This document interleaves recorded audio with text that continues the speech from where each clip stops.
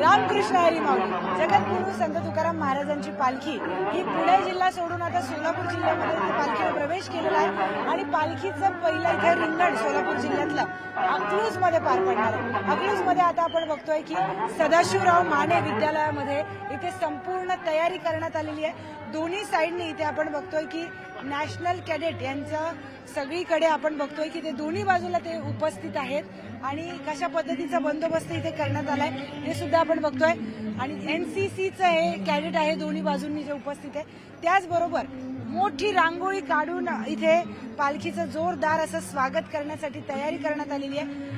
सगळीकडेच इथे भगव्या पताका सुद्धा लावण्यात आलेल्या आहेत, तोरणं आहेत आणि त्याचबरोबर मोठमोठ्या रांगोळ्या इथे काढण्यात आलेल्या आहेत आणि त्या रांगोळीवर वेगवेगळे संदेश सुद्धा देण्यात आलेले आहेत. OTP पिन व पासवर्ड कोणाला सांगू नका अशा प्रकारचा संदेश इथे देण्यात आलेला आहे.